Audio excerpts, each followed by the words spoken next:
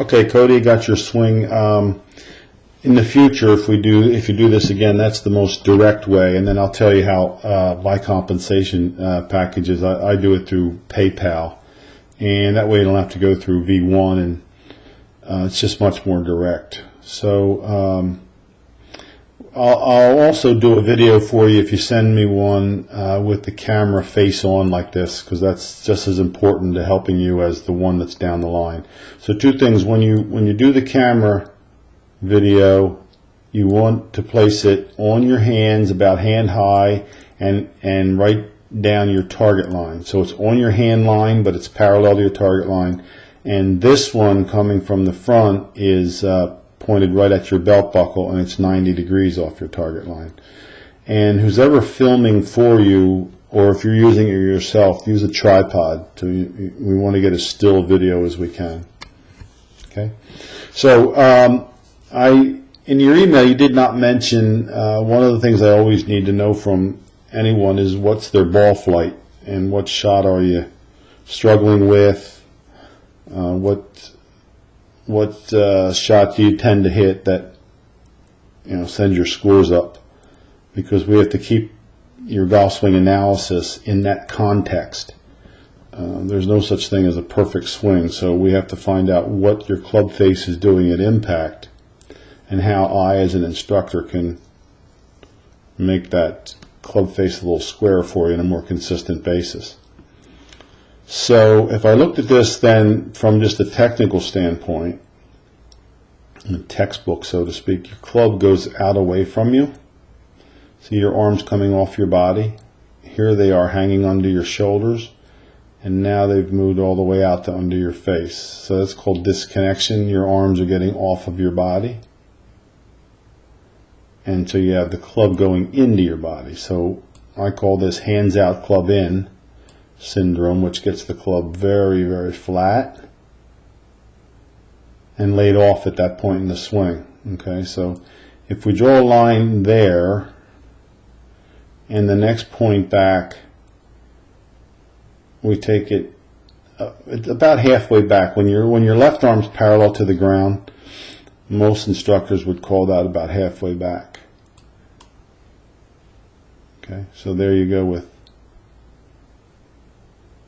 a pretty good amount of up hand swing.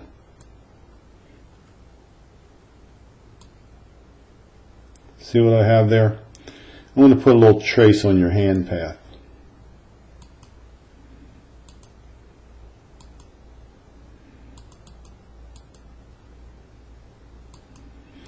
So there's the path of your hands, and there's your club pretty well laid off well outside the golf ball. So it gets kind of flat and laid off early in your golf swing.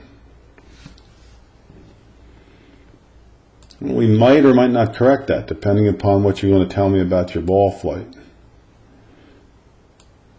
But in an ideal world, you wouldn't have the arms off the body and the club swinging that flat on the takeaway.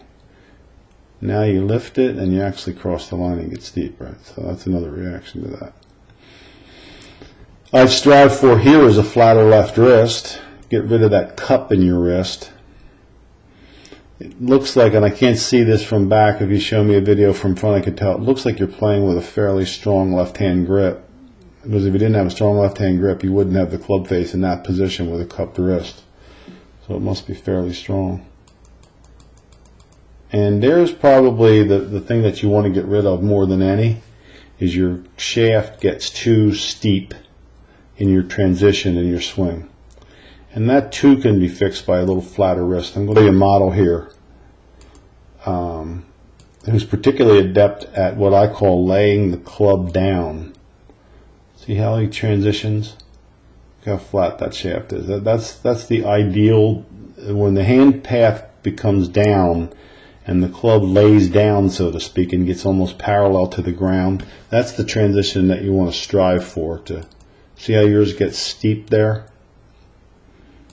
Your right elbow still really kind of high. See, if I draw this, your right elbow staying above, you're not level. See how level his are?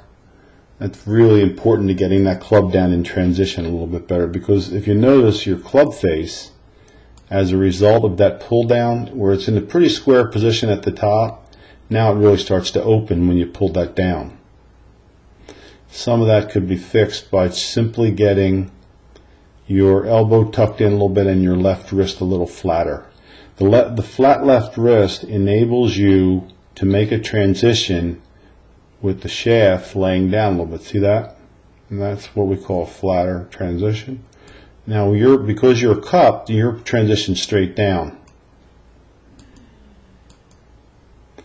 And what that causes you to do is stand up a little bit through impact. So cameras, I'll call this impact because this camera's not catching it quite like it was.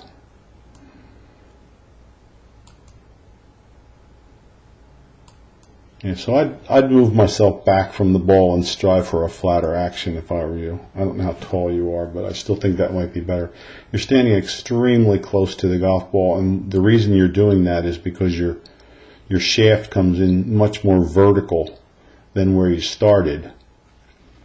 And it looks to me like you're hitting some cut shots, I would assume. You got good speed though, and good strength through the ball. Nice finish, good balance finish. It's all in this transition area for you. To try to connect you a little bit more going back here, and to try to, instead of that shaft looking like that, and then the reason I don't like that shaft to start out so steep is because now your body has to back up to get that shaft back in. I don't know if you can see that. You could see it much more clearly in the video from the face on, but to take something that vertical and to get it more horizontal, you have to pull yourself back away from the ball, which is what you're doing. Your body's backing up there. Because he brings the club down on a much flatter plane, he doesn't have to back up at all, he just goes through it. So in a perfect world with a golf swing, I try to bring all amateurs down initially in their downswing as flat as possible.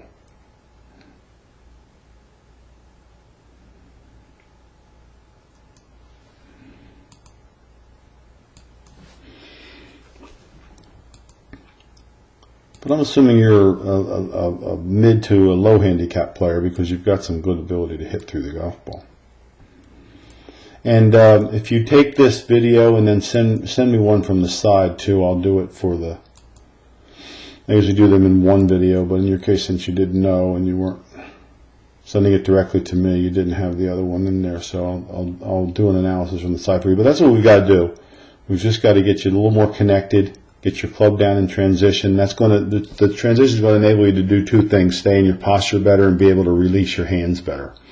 When you're coming in with a shaft that's vertical, you can hit the block or the hook, so we can more consistently get you through the ball. Okay, so try that out. Send me one from the side, and I'll take a look at it there too. And I'll send you my Golf Digest and Golf WRX column so that you can follow along a little bit of my points there too, and I'll talk to you about how I get compensated for this. All right, good luck. Nice to do the review for you.